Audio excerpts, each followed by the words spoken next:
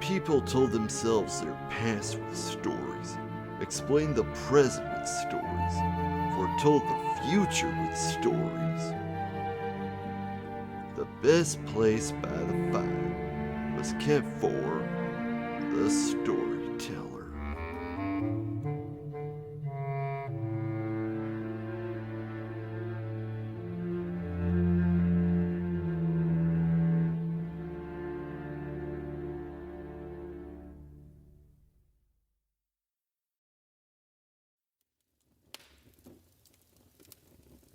Well, nice to see y'all again. And you better believe I got a story for you. And this one's pretty special. You see, stories aren't necessarily older things. After all, they're just tales we tell each other, some tall, some small. In fact, I came across a new one just now. Came from an old pal of mine. It's not about anything big like the creation or even a miser learning how to live right. It's just about his favorite car. And to tell it right, I'm gonna tell you exactly how my friend told it to me.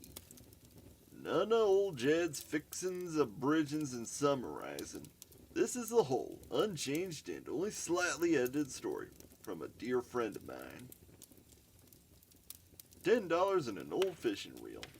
That's what I got for the best car I ever owned for the dollar invested. I love that old car. Wasn't pretty, wasn't sporty, wasn't fast, but was dependable, and I adored it. At the time, I was serving as a loan officer of the credit union. I'd told many people not to fall in love with any car, but with that car, I didn't follow my own advice.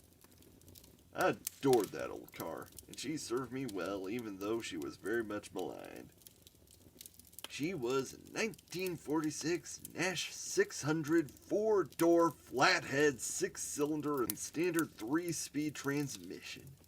She had no power steering, no air conditioner, no power windows or power door locks, but she did have a heater. The rear doors were suicide doors. That is, they only opened backwards, opposite how doors work on cars today. The door guide on the front passenger side was broken, and if you opened the door too far, you couldn't close it until you placed the guide back in its proper slot.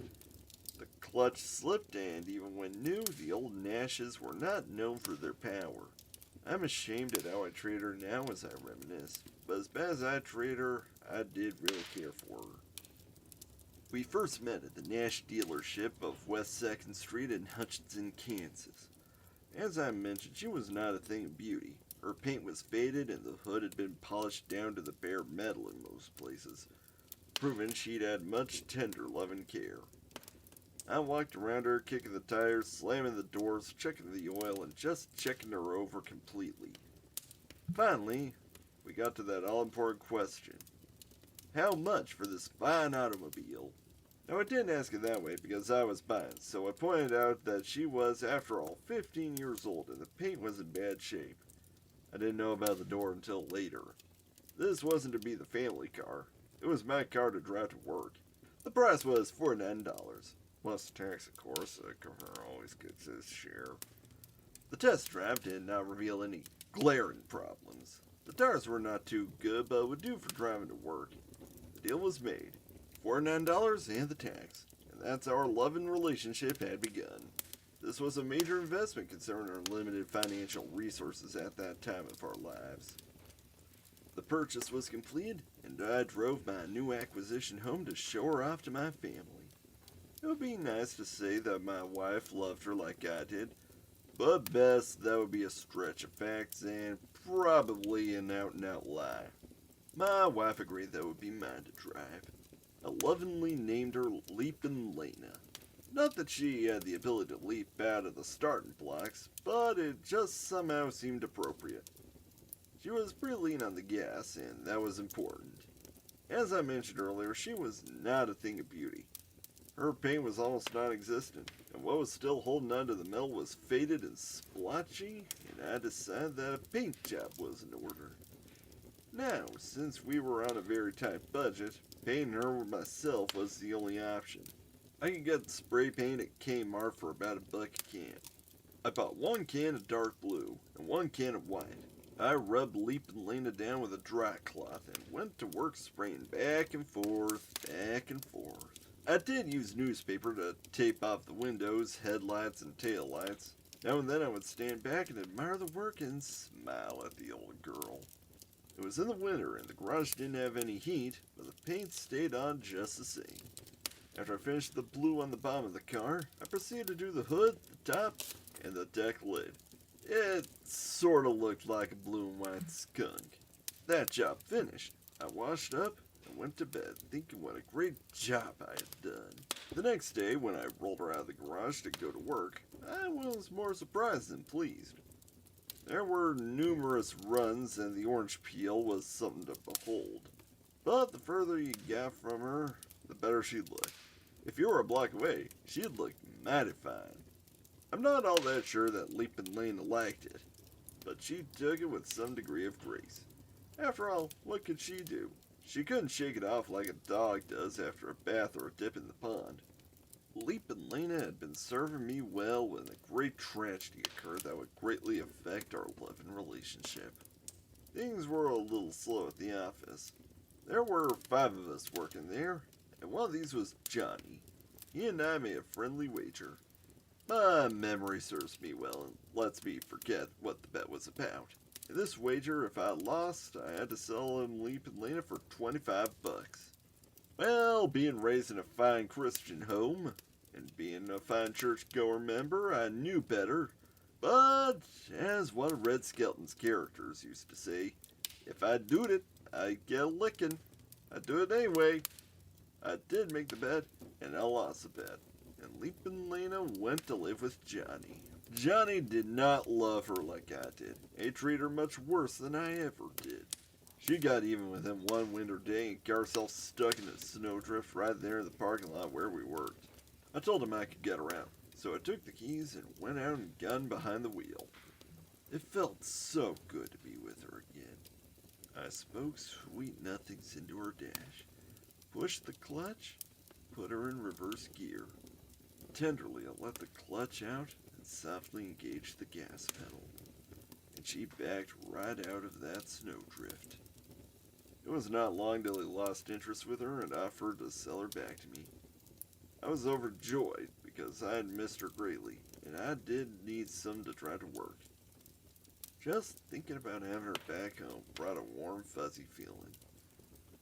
I do think Lena was insulted by the price, $17.50. That's an insult to any self-respecting automobile. And I didn't misspeak. It was $17.50. It was a real thrill for Leapin' Lena and I to be back together again. It was coming to winter, and Lena needed tires. The size of tire needed was 560 by 16, but when you're on a tight budget, you look for a bargain wherever you can find it. My friend Ray, who lived right across the street from the credit union, was salvaging the parts from a Buick Roadmaster. It had 2 really good 820 by 16 mud and snow tires. The price was right, and the bolt pattern on the wheels were a match, so the deal was made. Putting those big tires on the back jacked Lena's rear end up about 4 or 5 inches. Lena didn't care because it looked kind of cool. She would really plow through the snow. Lena and I were dragging Main Street one evening, and being a good citizen, I stopped at the red light at 4th and Main. All of a sudden, there was a pretty good bump to Lena's rear. I thought it wasn't very nice, but I looked at the rear view mirror and no one got out, so I drove on when the light changed. I was in my $17.50 car, and I knew the bumper was quite high and there was a large trailer hitch attached to the bumper. I was sure Lena wasn't hurt. That car kept following, so I turned the next corner, and they followed. I turned to the next corner, and they followed. I turned to the next corner, and they followed. I stopped and got out. Their apologies were profuse and sincere. I told them I wasn't concerned about Lena, but they should check on the front of their car. We did, and you could see where the ball of the hitch went through the grill and out again. Fortunately, it did not damage the radiator. Lena hardly had a scratch. I remember the time I left Leap and Lena for my wife to drive when I was going out of town. Remember, Lena and my wife had a rather cool relationship. Evelyn, that's my wife, drove to the grade school several blocks away to pick up the kids. When the kids got in and tried to shut the door, it wouldn't shut. My wife got out, walked around to the passenger side to shut the door. It wouldn't shut. She was not a happy camper. It was embarrassing driving through the neighborhood with the door open and the car full of kids. Needless to say, when I got home, Lena and I were both in trouble. I tried to explain in simple terms how to get the door shut, but was not successful. I'm not sure whether my explanation was not clear or whether my attitude was not proper and she wasn't listening. Lena and I had many more adventures during our relationship. Some were cool, and some were, let's say, a little heated. Lena and I went to the courthouse on some business, and when it came out, things got a little heated. When I tried to start her engine, the smoke rolled out from under the dashboard, and a glow was seen under there. I shut her off quickly, and grabbed a paper bag from the floorboard. And reaching under the dash, I smothered the fire. I did scorch my pinkies a little, and after letting it cooled off, she wouldn't run. Maybe she was having a temper tantrum. She never had before, but she was getting on in years. I had to leave her there overnight in a weakened condition. I came back the next day and laid on my back and did a minor rewire job under the dash. She happily fired up and ran like the good girl I knew she was. That car that I loved so much, Leapin' Lena. We had traveled so many of life's roads together. We had so many good times. I remember the time we were chasing a credit union member who had left something at the office that they would need. We headed south, Lena and I, on Highway 17 with the odometer showing better than 80 miles per hour. And with those big tires on the back, I'm sure we were doing better than 90 miles per hour. In a $17.50 car, what a thrill. Lena was true blue, with a white skunk stripe down the middle, but she didn't let me down. Well, you know all good things must come to an end. Our relationship ended. I still love that old car.